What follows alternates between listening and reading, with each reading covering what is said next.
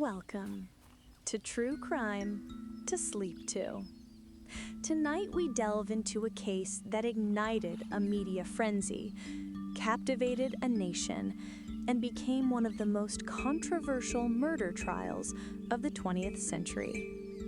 This is a story of a brutal crime, a respected doctor, and the relentless pressure of public opinion that threatened to overshadow the truth. It's a real-life whodunit that inspired a famous fictional fugitive, but its true drama unfolded not on the run, but within the confines of a courtroom. This is the case of Dr. Sam Sheppard. Settle in and let your mind unwind as we examine the evidence and the enduring mystery.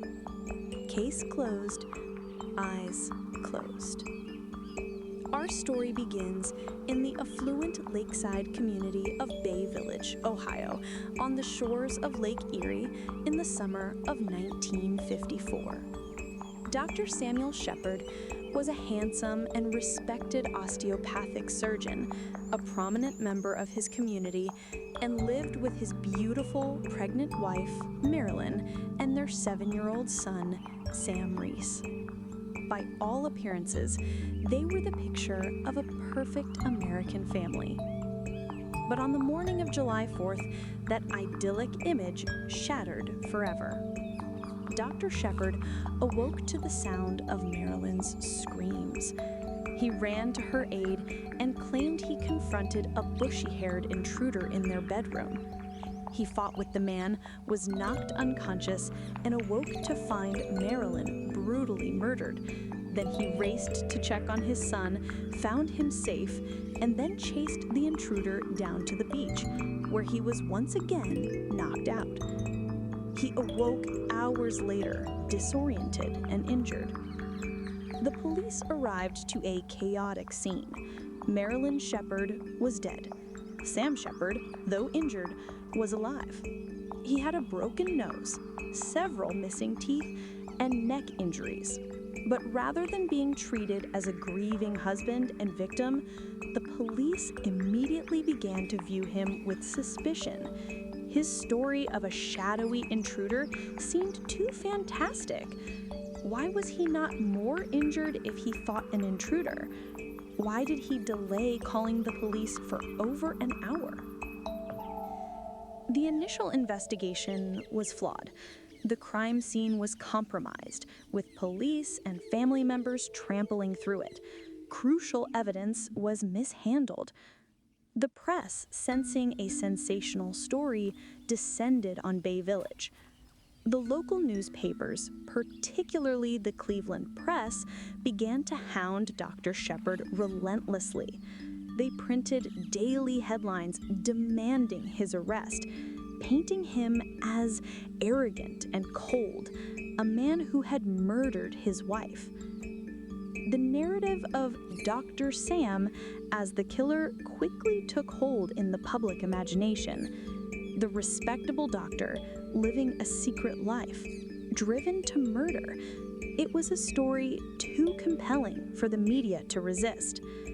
The intense, biased media coverage created an atmosphere where a fair trial seemed almost impossible. Despite insufficient evidence, Dr. Sam Sheppard was arrested and charged with the murder of his wife. The trial began in October 1954, just 3 months after the murder. It was a circus. The courtroom was packed with spectators, and the press was given free rein, practically sitting at the defense table. The jury was not sequestered, meaning they were exposed daily to the inflammatory headlines and public opinion. The prosecution painted a picture of a philandering doctor, secretly unhappy in his marriage, who had brutally murdered his wife to be free. They emphasized his perceived lack of emotion and his inconsistent statements following the discovery of the body.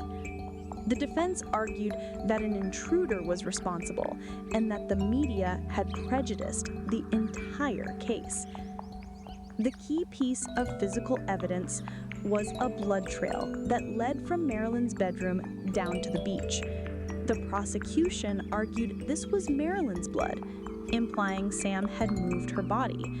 The defense countered it was the intruder's blood, implying a struggle as he fled. There was also a struggle for the potential murder weapon, which was never found. After weeks of testimony and under the immense weight of public pressure, the jury delivered their verdict: guilty. Dr. Sam Sheppard was convicted of second-degree murder and sentenced to life in prison. The respected surgeon, once the epitome of success, was now a convicted murderer. But the story did not end there. Dr. Sheppard's family, especially his son Sam Reese Sheppard, never stopped believing in his innocence. His legal team, led by the brilliant and tenacious F. Bailey, fought for years to overturn the conviction. They argued that the pervasive media sensationalism had deprived Dr. Sheppard of his constitutional right to a fair trial. The case eventually reached the United States Supreme Court. In 1966, 12 years after the murder, the Supreme Court famously ruled that Dr. Sheppard had indeed been denied a fair trial due to the barrage of publicity. His conviction was overturned. He was granted a new trial. At the second trial, in 1966, F. Lee Bailey presented a much stronger defense. He called witnesses who described the chaotic crime scene, emphasizing the ineptitude of the initial investigation. He introduced new evidence suggesting a forced entry.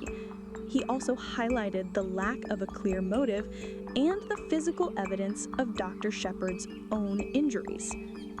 This time, without the same media frenzy, the jury had a very different perspective.